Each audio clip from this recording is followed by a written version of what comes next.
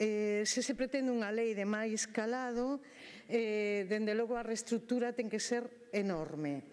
Imos explicar por qué. Nós consideramos que é pouco realista.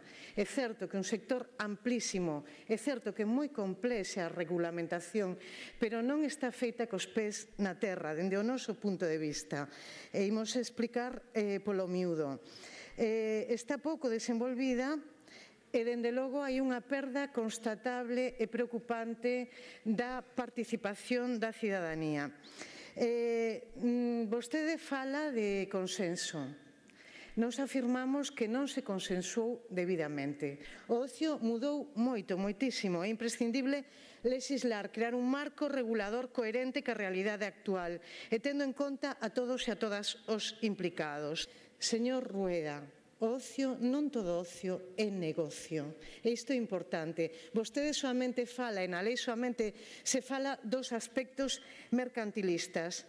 É certo que unha parte ten unha importancia económica enorme. Un 2% das grandes empresas, das grandes orquestras, teñen moita importancia económica. Teñen, por certo, un convenio dende hai moi pouco tempo. Pero hai outra parte que realiza outro tipo de actividades, actividades artísticas de transformación social, de expresión libre e gratuita por veces, as que non se poden gravar con trámites administrativos ou fortes sancións económicas. Todas elas deben estar presentes e ter voz tamén.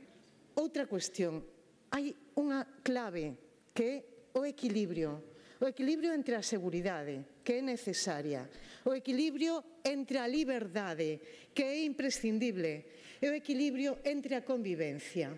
Cando falamos destes tres equilibrios, falamos de liberdade de pensamento, falamos de liberdade de creación, falamos de liberdade de expresión. E temos que ter moi en conta que este equilibrio se produza.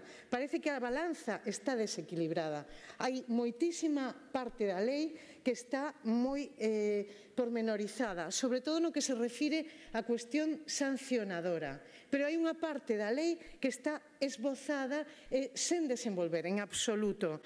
Entón, nós cremos que a cidadanía é libre para elixir a súa forma de ocio e de diversión. E os promotores de espectáculos para facer unha oferta ampla, sen máis límite que o respecto ás obrigas legais, por suposto, derivadas do interés xeral, por razóns de seguridade, convivencia e respecto aos dereitos das persoas. No que necesitamos outros camiños, unha exixencia de comunicación diferente previa á autoridade administrativa competente como por parte das administracións, moitísimo máis áxil, moitísimo máis sinxela e, dende logo, salvagardando os dereitos de acceso e, sobre todo, o dereito de acceso á cultura que vostedes nestes últimos anos tan duramente teñen castigado con recortes brutais e con consecuencias evidentes.